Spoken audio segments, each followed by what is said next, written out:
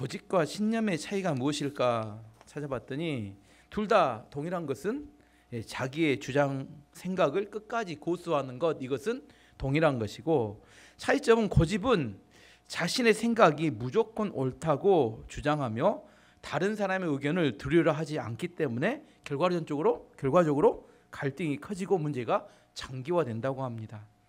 반면에 신념은 옳다고 생각하는 가치를 중심으로 다른 사람의 이야기를 경청하긴 하되 판단 기준은 명확하고 상황에 따라 숙고와 조정이 가능하기에 영향력이 커지고 나중에 큰 성취를 이루게 된다고 합니다. 성경에서 고집하면 대표적인 사람이 누굽니까? 애굽의 바로왕. 이 사람은 고집으로 유명합니다. 하나님께서 모세를 통해서 이스라엘 백성을 애굽에서 내보내라고 말씀하셨지만 고집을 부리고 끝까지 버팁니다. 한 번 재앙을 주셨을 때 재앙을 얻어맞고 그때 회개하고 하나님 말씀 들으면 좋은데 재앙을 당할 때는 뭐예요? 내보내겠습니다 이렇게 했다가 또 재앙이 지나가면 안 내보내 이렇게 몇 번을 반복해요? 10번을 반복. 그래서 재앙이 몇 가지가 됐어요? 10가지가 된 이유는 원래 하나님 10가지 내리라는 게 아니라 고집을 피우니까, 자꾸 하나님 앞에 고집을 피우니까 재앙이 10번이 반복이 되게 되고 결국 나중에 10번 재앙 후에 완전히 나라가 무너지게 됩니다. 성경에서 신념의 사람, 대표적인 사람이 누구냐면 다니엘입니다. 다니엘이 어렸을 때 바로의 왕궁에서 교육을 받을 때 우상에게 바쳐진 음식과 포도주로 인해서 자기 몸을 더럽히지 않겠다 이렇게 뜻을 세웁니다. 다니엘 1장 8절 말씀 보시면 다니엘은 뜻을 정하여 왕의 음식과 그가 마시는 포도주로 자기를 더럽히지 아니하리라 하고 자기를 더럽히지 아니하도록 환관장에게 고하니, 왕궁의 소년들을 교육을 담당한 환관장이 그거 허용할 수 없어 그렇게 이야기했어요. 그랬더니 다니엘이 10일 동안만 테스트해 봅시다. 우리는 채식하고 다른 나라 애들은 그 고기와 포도주를 먹고 만약에 안 되면 우리도 그걸 먹겠습니다 약속을 했다는 거예요.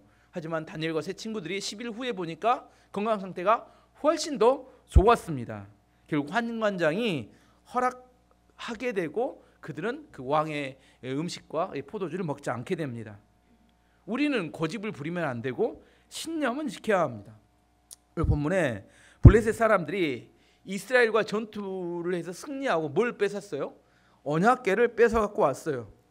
전쟁에 승리하고 많은 전리품을 얻고 언약궤까지 뺏어 갖고 오고 너무나 좋았어요. 근데 문제는 뭐예요? 언약궤가 자기 나라 블레셋에서 들어온 이후로부터 그 언약궤가 있는 곳마다 뭐가 나타나요? 독한 피부병, 많은 사람이 죽고 고통을 받았다고 이야기합니다. 블레셋 백성들은 이제 언약궤가 자기 지역으로 온다고 뭐라고 해요? 절대 안 된다. 결사항전 이렇게 우리는 죽었다 깨나도 그걸 받아들일 수 없다. 데모하고 난리가 났습니다. 근데 블레셋 왕들은 자존심상 그 언약궤 때문에 이 블레셋에 피부병이 발생한다는 사실을 인정하는 것이 매우 어려웠어요. 왜냐하면 그 시대의 전쟁은 사람들의 전쟁이 아니라 신들의 전쟁으로 생각했습니다.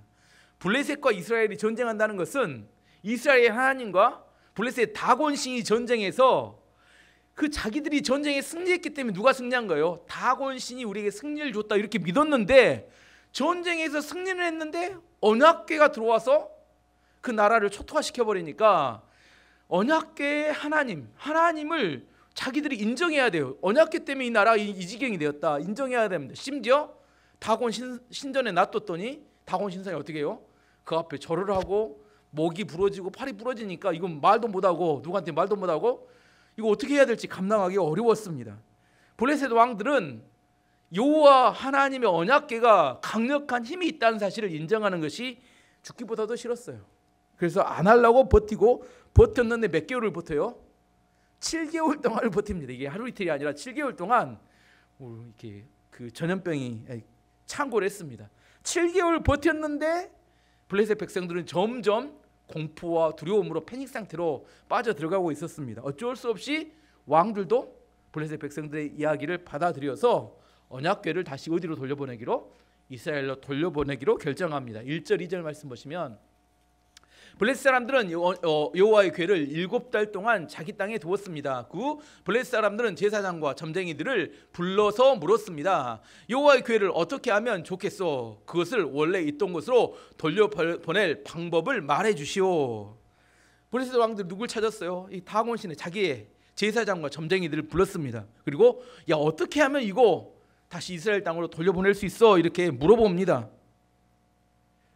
그들은 하나님 믿는 백성이 아니라 이방 신을 믿는 사람들인데 이방 신처럼 언약궤도 생각한 겁니다. 자신들이 섬기는 이방 신들은 자기들에게 어떤 재앙을 내릴 때 그 재앙을 없애려면 어떤 특별한 방법을 사용해야 된다고 생각했기 때문에 물어본 겁니다. 언약궤를 함부로 대해가지고 자기들이 벌을 받았는데 신의 노여움을 풀 수 있는 그런 방법이 뭐가 없을까? 이렇게 조심성 있게 물어본 겁니다. 이 물어본 게 지혜로운 겁니다. 이스라엘 백성들은 이 사건, 오늘 안 읽었던 본문 중에 뒤에 언약궤가 벳세메스로 들어와요. 벳세메스 들어오니까 신기하니까 어떻게 해요? 그 뚜껑 열고 들여다보다가 70명이 한꺼번에 또 죽었습니다. 누가 그래요? 이스라엘 백성들이 하는 일입니다. 읽어보면 사무엘상 6장 19절 읽어보면 벳세메스 사람들이 여호와의 궤를 들여다본 까닭에 그들을 치사 70명을 죽이신지라 여호와께서 백성을 쳐서 크게 사륙하셨으므로 백성들이 슬피 울었더라. 이방인들 뭐예요? 이거 돌려보내는데 그냥 돌려보내면 될 거라고 생각하는데 돌려보내는데도 조마조마 어떻게 돌려보내 방법을 찾는데 하나님을 믿는 사람들은 뭐라게요? 여호와 궤가 오니까 한번 열어봐. 어떤 놈이 말했는지 모르지만 뚜껑 열어보다 어떻게 해요? 옆에 지금 한 겹을 지켜보다가 70명이 그 자리에서 같이 죽어버렸어요. 참 어이가 없죠. 조심성도 없고. 하나님은 사랑이시지만 하나님이 사랑이시기 때문에 우리가 함부로 하나님을 대해서 된다 이런 의미는 아닙니다. 우리가 어떤 죄를 지었더라도 우리가 진심을 가지고 하나님께 회개하고 나아가면 하나님 우리를 용서하시고 받아주시는 분이 사랑의 하나님입니다. 우리가 하나님을 대할 때는 우리 안에 함부로 대충 대하면 안 되고 마음을 다해 대하는 것이 하나님의 사랑을 믿는 믿음의 성도의 모습입니다. 어쨌든 블레셋 왕들은 어떻게 하면 하나님의 신의 노여움을 풀 수 있고 재앙에서 벗어날 수 있을까를 물어보았어요. 그랬더니 누가? 이 사람들은 이스라엘의 제사장이 아니라 어디의 제사장이에요? 블레셋의 제사장과 점쟁이들이 또 뭘 알아봐요? 또 막 찾아봤어요. 요즘 같으면 챗GPT로 알아봤을 텐데 나름대로 정보력을 가지고 막 모아가지고 알아봤더니 한 가지를 발견했습니다. 그 발견한 게 뭐냐면 석권제라는 걸 여러분도 잘 모르는데 이스라엘 5대 제사가 있습니다. 5대 제사는 번제, 소제, 화목제, 속제제, 석권제. 이 석권제하고 언약궤하고 관련이 있다는 사실을 이 사람들이 깨닫고 발견한 겁니다. 3절 읽어보면 왕이 물어보니까 이렇게 대답을 해요. 제사장과 점쟁이들이 대답했습니다. 이스라엘 신의 궤를 돌려보낼 생각이라면 빈손으로 돌려보내지 마시오. 허물을 씻는 제사인 석권 제물과 함께 돌려보내시오. 그래야 여러분의 병이 나을 것이요 그리고 그 결과를 통해 과연 하나님께서 여러분에게 벌을 내리셨는지도 알 수 있을 것이요. 꼭 이방신을 섬기듯이 빈손으로 보내면 안 된대요. 뭐가 있어야 된대요? 석권 제물을 같이 보내야 이 벌이 멈출 거다 이렇게 보고 있습니다.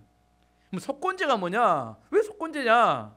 레위기 5장 15절 말씀 보면 석권제에 대해서 이렇게 이야기합니다. 누구든지 여호와의 성물에 대하여 부지 중에 범죄하였으면 여호와께 석권 제물을 드리되 내가 지정한 가치를 따라 성소의 세겔로 몇 세겔 은혜에 상당한 흠없는 순양을 양떼 중에서 끌어다가 석권제로 드려서 성막에 있던 성물, 하나님이 쓰시는 그릇이나 어떤 번제단이나 성물에 대해서 누가 부지 중에 죄를 범하게 되면 뭘 드리라고요? 석권제물을 드리되 제물로 뭘 사용하라 하겠어요? 어떤 세겔에 해당되는 순양을 잡아서 드려라. 이게 마지막까지 읽어야 중요합니다. 근데 누가 이걸 알아냈어요? 블레셋의 제사장들이 뭘 찾아낸 거예요? 제사가 있는데 석권제를 드려야 된다더라. 그 사람 석권제 하나에 꽂혔습니다. 그 하나 알고 왕이 보고하는 겁니다. 석권제가 중요합니다. 석권제물을 그 함께 보내야 벌을 면할 수 있습니다. 이렇게 주장했어요. 그들의 말투도 제가 생각해봤어요. 어떻게 이야기했을까? 잘 모르면서 뭔 말 알았어. 석권제 하나 딱 발견하고 완전히 확실히 차서 다 중요하지 않아. 속건제물을 가지고 드려야 이 벌이 멈추게 되고 우리가 구원을 받을 수 있습니다. 속건제가 중요합니다. 속건제가 중요합니다. 이 속건제까지는 알았어요. 근데 그 다음 하는 이야기들은 엉뚱발랄 뭐 도저히 받아들이기 어려운 이상한 이야기를 합니다. 그 뒤에 이야기부터 이게 뭐야? 이게 뭔? 그래서 물어봤어요. 왕들이 뭐라 물어보냐면, 야 근데 그럼 속건제물로 어떤 걸 준비하면 좋겠니? 하고 물어봤더니 이 사람들이 이렇게 대답합니다. 4절 5절 말씀. 여러분도 갸우뚱한 이야기예요. 이걸 또 믿음으로 받아들이면 곤란한 이야기인데, 블레셋 사람들이 물었습니다. 이스라엘에 하나님께 속건제물로 무엇을 드리면 좋겠소? 제사장과 점쟁이들이 대답했습니다. 피부에 난 종기와 같은 모양으로 금종기 5개를 만드시오. 그리고 금쥐 5개도 만드시오. 금쥐와 금종기의 수는 블레셋 왕들의 수와 같아야 하오. 왜냐하면 똑같은 병이 여러분과 여러분의 왕에게 닥쳤기 때문이요. 이 나라를 망치고 있는 종기와 쥐의 모양을 만드시오. 그것을 이스라엘 신께 바치시오. 그리고 이스라엘 신께 영광을 돌리시오. 그러면 이스라엘 신이 여러분과 여러분의 신과 여러분의 땅에 벌 주시는 것을 멈추실 것이오. 뭘 바치라고요? 그 당시에 아마 피부병이 쥐와 관련이 있었던 것 같아요. 보통 패스트 같은 쥐는 쥐에 있는 어떤 그 쥐를 매개로 해서 전염병이 아마 전파되는데, 그래서 쥐와 관련된 피부병이었기 때문에 그 사람들의 그 몸에 난 종기 모양을 따라서 금 종기를 만들고 그 쥐 모양을 따라 금 쥐를 만들고 몇 개씩 도시가 5개니까 왕들 숫자대로 5개를 만들어 갖고 신께 바치면 하나님께서 그걸 용서해 줄 거예요. 이게 맞는 말인가요?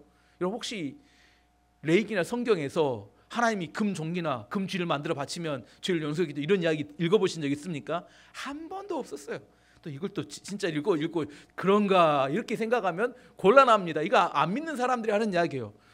이방 제사장들이 이제 왕들에게 속이는 건 아무도 모르니까, 지금 이야기해도 아무도 모르니까 지금 첫 번째 속건제 하나 딱 꽂혀서 나머지는 다 사기를 치는 겁니다. 왕이시여 뭐예요? 금종기를 만들고 그다음 금쥐 모양을 만들어서 5개, 왕이 5명이니까 5개를 만들어서 갖다 바치면 그 하나님이 기뻐하시고 벌을 용서해 줄 겁니다. 이렇게 말했는데 누가 다 그 블레셋 사람 다 믿어요. 그렇구나. 그런 게 있었네. 여러분도 믿으면 똑같은 사람입니다. 이걸 믿고 은혜 받으면 다 이렇게 똑같은 사람이에요. 구약의 제사는 여러분이 레위기를, 그래서 레위기를 읽는 게 중요합니다. 우리가 하나님을 어떻게 섬기는 게 정말 하나님이 원하시는 건지. 레위기 제사는 대부분 짐승을 잡아 피를 흘리는 피해 제사였어요. 대부분 양, 소, 염소, 그 다음에 비둘기를 잡아서 드리는 제사였지, 어디 뭐 금 형상을 만들어 갖고 하나님께 바치면 뭐 어떤 그런 제사가 하나도 없었습니다. 아시겠죠? 얼마나 이들이 무지하면 하나님이, 우리는 너무 일상적인 이야기지만 안 믿는 사람들에게는 이런 것이 일상적이지 않는 특별한 지식이 될 수 있어요. 그럼에도 불구하고 이 제사장들이 왕을 대놓고 사기를 친 겁니다. 막 진짜처럼 막 힘을 줘가면서 막 이렇게 하면 하나님께서 용서해 주실 거다 힘을 주고, 그래서 읽으면서 제가 얼마나 웃었던지, 이런 모질이들을 하면서 이렇게 서로 이제 아무도 모르니까 서로 이렇게 막 엉뚱한 이야기 하면서도 또 고개 끄덕끄덕하고 잘했다고 박수 쳐주고 이 난리를 칩니다. 그럼에도 불구하고 이 블레셋의 제사장들이 나름 똑똑했던 이유는 블레셋 왕에게 똑똑한 경고를 해주었기 때문입니다. 6절 말씀 보시면, 이집트 백성과 파라오처럼 고집을 부리지 마시오. 하나님께서 이집트 백성에게 심하게 벌을 내리신 후에야 이집트 백성이 이스라엘 사람들을 나가게 한 것 아니었소. 블레셋 왕에게 권면합니다. 뭐라고 권면하냐면, 예전에 이스라엘 백성들이 애굽에 있을 때 그 바로 왕이 내보내지 않고 고집 피우다가 나라가 완전히 망한 거 기억하시잖아요. 지금도 마찬가지입니다. 이거 하나님 역사 아니라고 끝까지 버티다가는 어떻게 된다? 블레셋도 다 망하게 될 것 같으니까 고집 피우지 마시. 사실 여러분 우리가 생각할 때 쉬운 이야기 같지만 블레셋의 왕들 아래에서 그 왕을 섬겼던 제사장들이 이런 이야기하는 게 쉽지 않습니다. 그 왕이요 하세요. 다곤신 별것 아닙니다. 자기 목 떨어질 일인데 사실 별것 아닙니다. 이 언약궤에 대해서, 하나님에 대해서 우리 끝까지 고집하다 다 망할 수 있습니다. 이런 이야기를 하는 거예요. 자기들은 다곤신의 제사장이면서 니들이 이길 수 있는 방법을 내놔라 이렇게 이야기할 것 같으면 아무 할 말도 못하면서, 근데 이들이 뭐예요? 고집 피우면 안 됩니다. 우리 빨리 이거 돌려보내야 합니다. 이렇게 이야기했다는 겁니다. 중요한 것은 이런 고지를 해주는 게 매우 중요합니다. 오늘 병원에서 제 환자분 중에 한 분이 오늘 오후에 돌아가셨는데, 병원에서 환자가 죽는 것은 자주 발생하는 일입니다. 다만 돌아가시기 전에 보호자들에게 충분히 사전에 이야기를 해주고, 이분 곧 돌아가신다, 먼저 와서 면회도 하고 마지막 이렇게 미련 없이 가실 수 있도록 해야 되는데, 이걸 계속해서 고지하고 와서 보시고 돌아가시면 아무런 문제가 생기지 않습니다. 근데 아무런 고지도 없다가 갑자기 딱 돌아가시면 이제 서로 충격을 받죠. 중요한 게 뭐냐면 사전 고지하는 게 중요합니다. 병원의 대부분 분쟁의 이유는 뭐냐면 사전 고지 의무를 다하지 않아서 생기는 겁니다.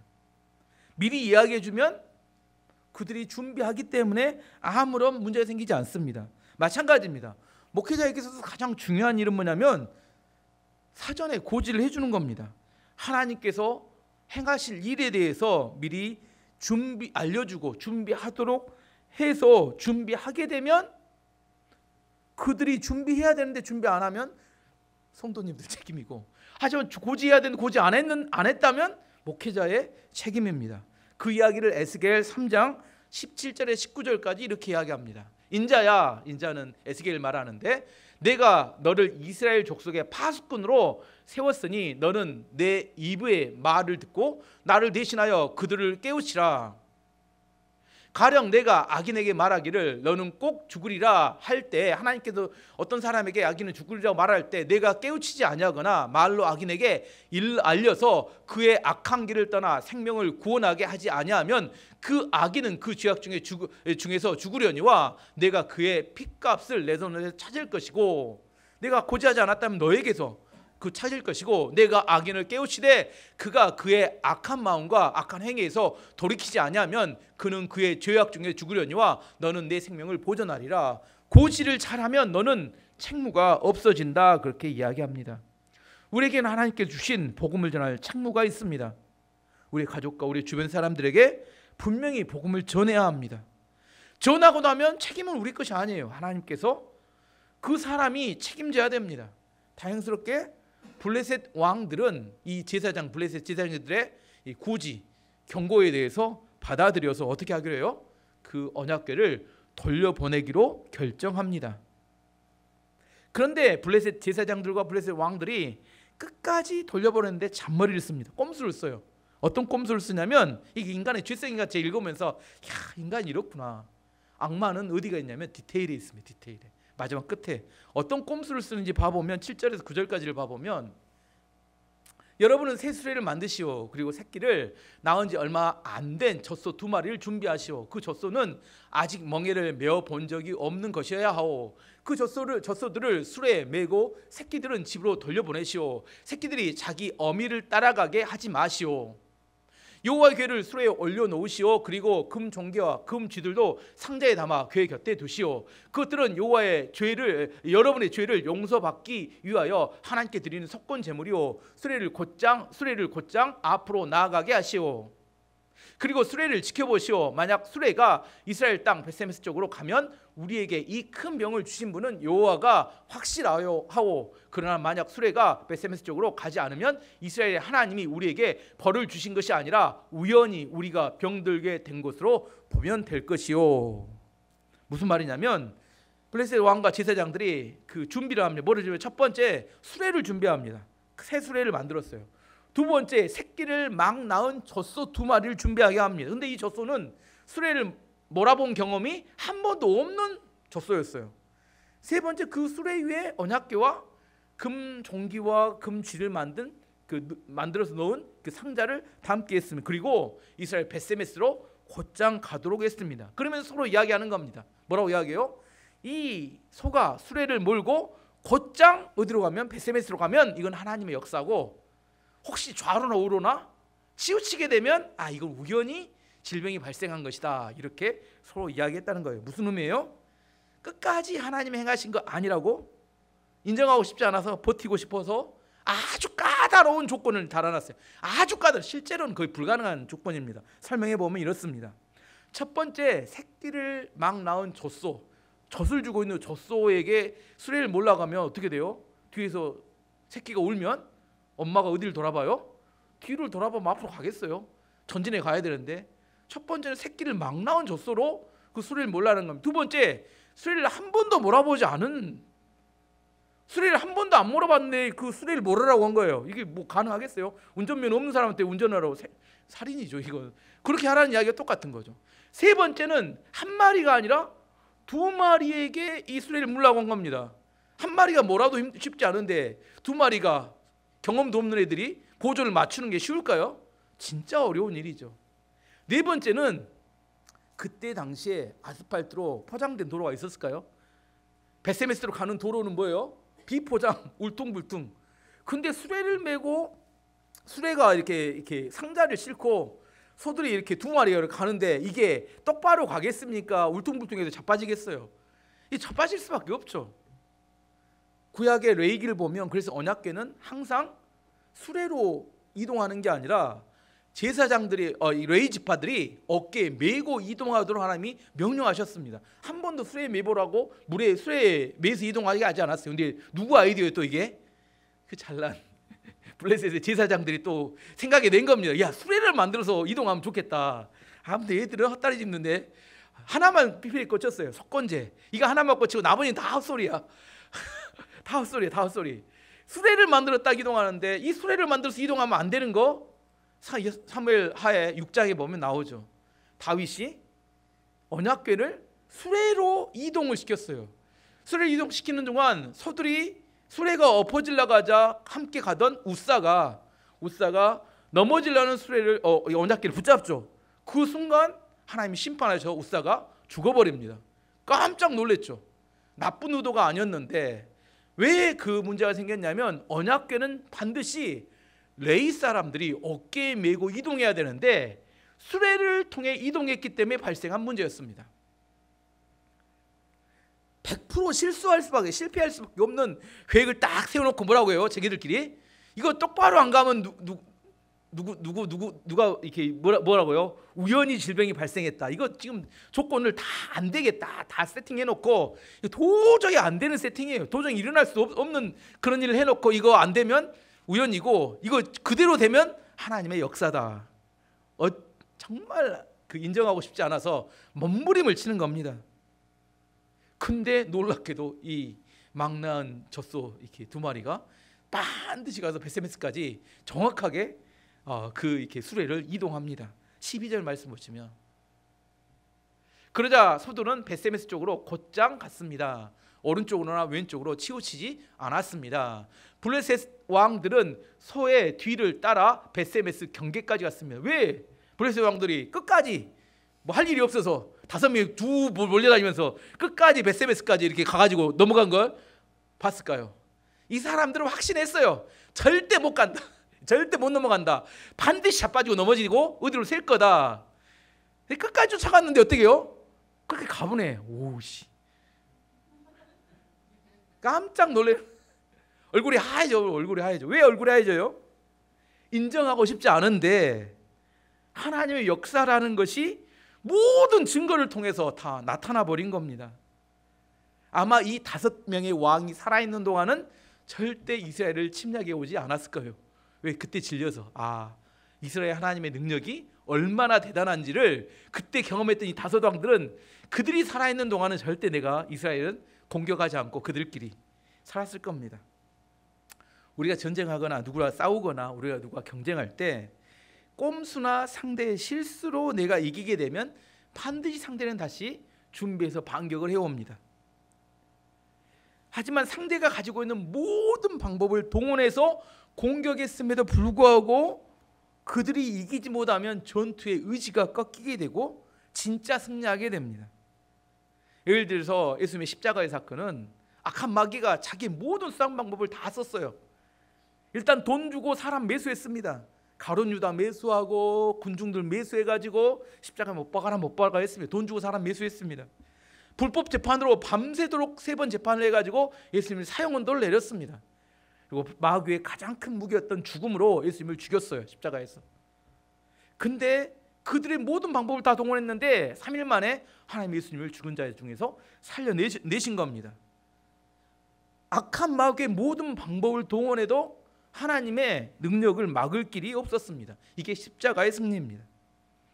우리는 상대를 속여서 아슬아슬하게 이기는 싸움을 하는 것이 아닙니다. 하나님의 능력으로 그 어떤 공격도 다 이겨내는 승리를 하게 됩니다. 근데 안타까운 것은 언약궤가 7개월 동안 블레셋 땅에 있는 동안 7개월 동안 블레셋 가운데 하나님이 역사하셨다는 그런 이야기입니다. 7개월 동안 블레셋 사람들은 뭘 본 거예요? 한 번도 보지 못한 하나님의 놀라운 기적과 역사, 심판이었지만 역사를 보게 되었어요. 그 보면서 뭘 생각해요? 이것은 이 신은 다곤 신하고는 비교가 안 되는 그런 엄청난 신이구나를 깨닫게 되었습니다. 그럼 뭐 하면 돼요? 믿으면 되면 믿으면. 참 기적으로 사람 바뀌지 않는다는 걸 알 수 있습니다. 기적을 봐도 사람이 바뀌지 않아요. 뭐 해야 돼요? 믿어야 구원을 받는데 기적을 보면 나는 믿을 것 같잖아요. 그렇진 않습니다. 믿음은 기적과 별개입니다. 우리 눈으로 뭘 보잖아요. 하지만 믿음은 들음에서 나는 거지 눈으로 본 거에서 나지 않아요.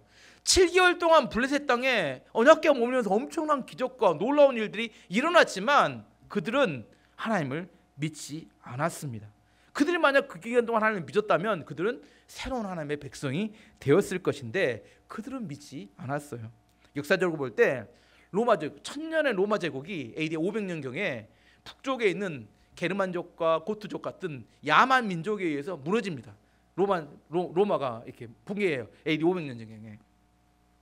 근데 AD 500년경에 붕괴했는데 야만족도 게르만족, 지금의 독일 민족들 그들이 내려와서 이 로마를 제국을 이렇게 들어왔더니 문화가 화려해. 그 중에 가장 이렇게 탐났던 게 뭐냐면 성경책입니다. 그들이 성경책을 가져갔어요. 로마 제국이 무너진 데서 성경책을 가져가서 그들이 뭐 하냐면 성경을 읽고 그들이 하나님을 예수 믿고 변화가 됐어요.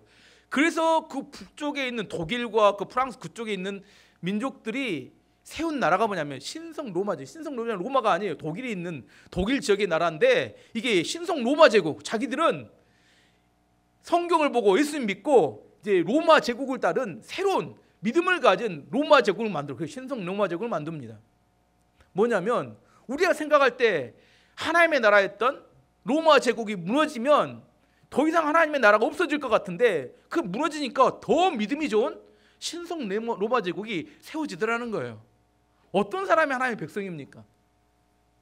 그들의 조상이 누구이냐 이게 중요하지 않아요. 어느 민족에 중요하지 않는 게 아니라 말씀을 보고 하나님을 믿는 그 사람이 하나님의 백성이 되는 겁니다. 블레셋 사람들도 그들에게 하나님을 믿을 만한 기회가 있었습니다. 7개월 동안. 하지만 그들은 하나님을 믿지 않게 됩니다. 이 안타까운 이야기죠. 한 가지만 더 살펴보면 언약궤 안에는 3가지가 들어있죠. 이거 예전에 언약궤 안에 출애굽기 때도 살펴봤죠. 3가지는 첫 번째 만나가 든 항아리, 두 번째 아론의 쌍난 지팡이, 세 번째 십계명이 적힌 돌판. 3가지가 들어있습니다. 언약궤는 이름에서 말하듯이 하나님의 언약 약속을 상징합니다. 하나님의 언약 약속을 상징하는 언약궤가 블레셋 땅에 들어가서 7개월 동안 블레셋 땅을 심판하였습니다. 이 시대에 하나님의 언약궤는 무엇일까요? 이 시대 하나님의 언약궤는 무엇일까요? 하나님의 약속 말씀을 품고 살아가는 하나님의 성도들을 말합니다. 언약궤가 블레셋 땅에 들어갔다는 것은 약속을 붙든 하나님의 성도들이 세상에 들어간 것과 동일한 의미입니다. 하나님의 약속을 붙든 하나님의 백성들이, 하나님의 성도들이 가정으로, 직장으로, 학교로 들어갔을 때 어떤 일이 발생해야 할까요? 그곳에 하나님의 임재가 임하고 하나님의 놀라운 역사가 나타나야 합니다. 바울과 실라가 선교하기 위해서 데살로니가 지역에 갔을 때 그들을 핍박한 유대인들이 바울과 실라에 대해서 이렇게 고발합니다.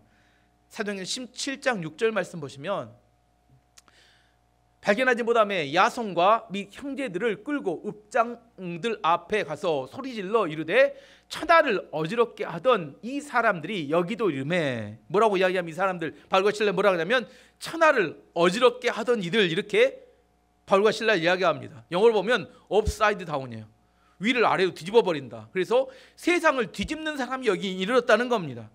바울과 실라가 가는 곳마다 복음을 전하면 사람들이 뒤집어져요. 그 시대의 그곳의 문화와 그 안에 있는 사회가 변화합니다. 마치 블레셋으로 언약궤가 들어간 것 같은 똑같은 일이 발생했습니다. 히브리서 11장에는 이런 사람들 뭐라고 하냐면 세상이 감당하지 못하는 사람들이다 이렇게 이야기합니다. 언약궤가 블레셋 땅에 들어갔더니 블레셋이 뭐하지 못해요? 감당을 못하는 겁니다. 감당을. 이해가 되시죠? 여러분이 직장, 가정, 학교로 들어가면 그것이 뭐 해야 돼요? 감당을 못 해야 되는데 충분히 넉넉히 감당을 해버리면 어떻게 돼요? 오, 친구 왔는가? 저는 그런 확신이 있습니다. 제가 들어가는 그곳마다 저를 감당하려면 버거울 거라. 내 안에 하나님의 말씀이 있고 하나님 역사하심이 있는데 어떻게 그것이 쉽게 그대로 있겠어요? 내가 들어가는 그곳마다 하나님의 역사하심과 복을 받든지 심판을 받든지 둘 중에 하나죠. 하나님의 언약궤가 들어가면 둘 중에 하나입니다. 벌을 받든지 심판이 있든지 아니면 축복을 받든지 하나님의 약속이 들어가기 때문에 내가 들어가는 어느 곳마다 하나님 그것이 축복을 받든지 하나님 심판으로 깨어져서 새롭게 되든지 둘 중에 하나입니다. 이 시대의 하나님의 언약궤는 하나님의 약속의 말씀을 가지고 있는 하나님의 성도들이 들어가는 그곳이 변화되는 걸 말하는 겁니다. 작은 누룩이 밀가루 안에 들어갔더니 밀가루가 부풀어 올라요. 나중에 봤더니 뭐가 됐어요? 맛있는 빵이 됩니다. 냄새 나야 되니까 맛있는 빵이 돼요. 먹으면 맛있죠. 그렇게 돼야 합니다. 우리가 들어갔더니 그것이 변화되어서 어떻게 돼요? 그 떡집이죠. 떡집, 베들레헴 떡집. 맛있는 빵이 돼요. 부풀어 올라서. 내가 작은 하나가 들어가지만 그것이 들어가기 시작하면 조금씩 좀 변화해야 됩니다. 그래서 그곳에 있는 그곳이 점점 맛있고 향기가 나는 그런 곳으로 바뀌어 나가야 합니다. 이게 우리의 사명이에요. 하나님의 약속의 말씀을 담은 언약궤가 된 우리 하나님의 성도들이 들어가는 그곳마다 변화가 나타나야 합니다. 여러분이 들어간 그 공동체, 학교 과정, 직장 어떤 변화가 일어나고 있습니까? 그냥 있을 수가 없어요. 근데 안타까운 게 둘 중에 하나니까요. 축복 아니면 심판이다니까요. 그래야 중간에 변화다니까. 둘 중에 하나 나타나요. 뭐 둘 중에 하나 나타나야 하는데 제일 안 좋은 건 세속화입니다. 오, 친구 왔는가? 이렇게 되면 이제 완전히 똑같아지는 거죠. 저는 여러분은 하나님께서 세상으로 파송한 하나님의 언약궤인 것을 믿으시기 바랍니다. 여러분을 통해서 하나님의 영광이 드러나야 되고 구원이 드러나는 축복의 통로가 되는 은혜가 있기를 축복합니다.